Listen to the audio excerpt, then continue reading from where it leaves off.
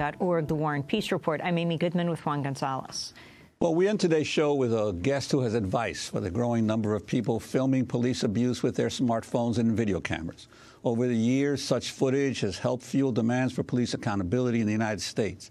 In 1991, Rodney King became a worldwide symbol of police abuse and racial conflict after a homemade video emerged of Los Angeles police officers brutally beating him. 18 years later, cell phone footage caught the death of Oscar Grant, who was shot to death on a subway platform in Oakland by a transit police officer.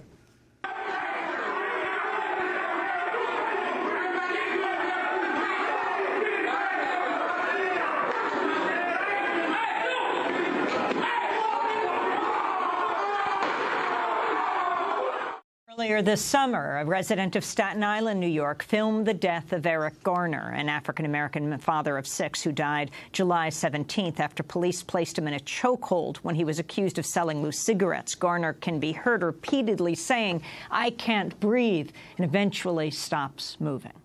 Put your hand behind your back. I can't breathe. I can't breathe. I can't breathe. I can't breathe. I can't breathe.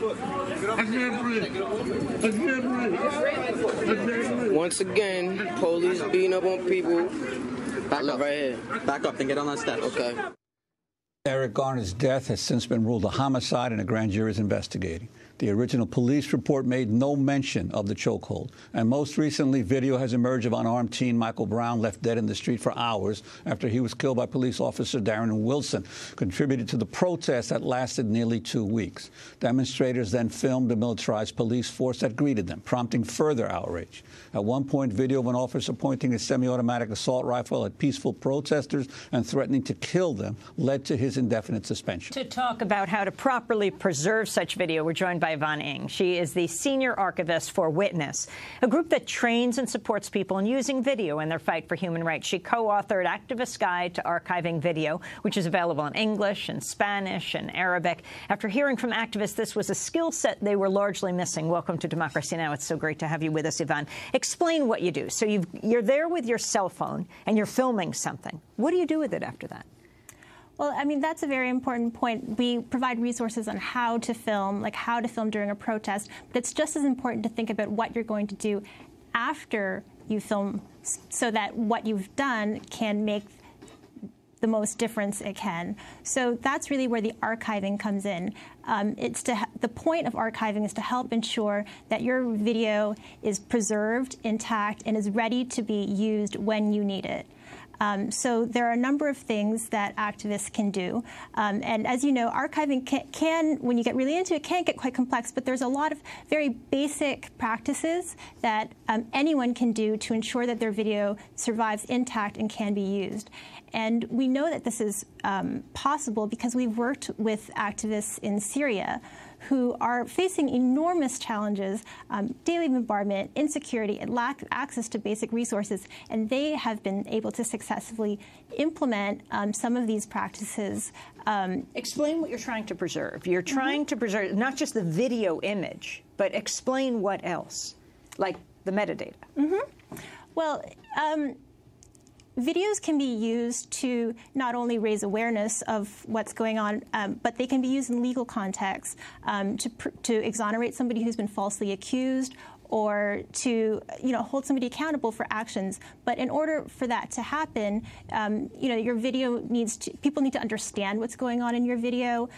People need to know that what is in it happened when you say it happened, where you said it happened. So it's important to hold on to copies of your original video. So we know that a lot of activists upload videos to YouTube, and then they often delete their copies of the video because they need the storage space. So it's understandable.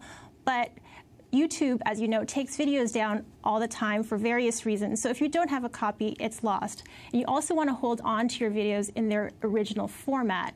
Because like you said, there is metadata that's embedded in those video files by the camera that shows when and sometimes where the video was shot. And that is important for demonstrating the authenticity of your video.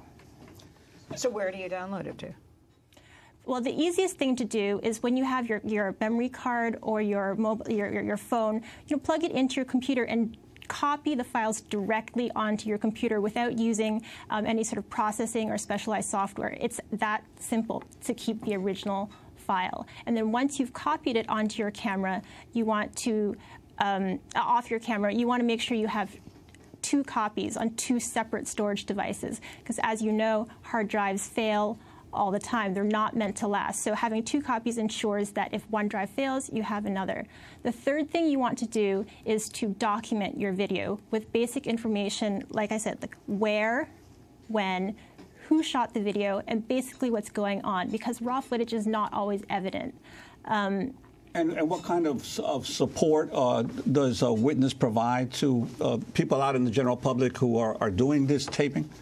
Yeah, so we have created resources on how to film a protest, how to use a mobile phone, and our activist guide to archiving video. So we've distributed this to activists all around the world, including activists in Ferguson. Some of our resources have been downloaded thousands of times since we've shared that since that incident. About 10 seconds. Well, I want to thank you very much for being with us. Yvonne Ng is the senior activist for Witness, which trains and supports people using video in their fight for human rights, co-author of Activist Guide to Archiving Video, and we'll link to it online. I also will do a post show with you to talk about what some of the people who have written in about have questions for you. Democracy Now! Produced by Mike Burke, Renee Feltz, Aramato, Newman Sheikh. I'm Amy Goodman with Juan Gonzalez. Thanks so much for joining us.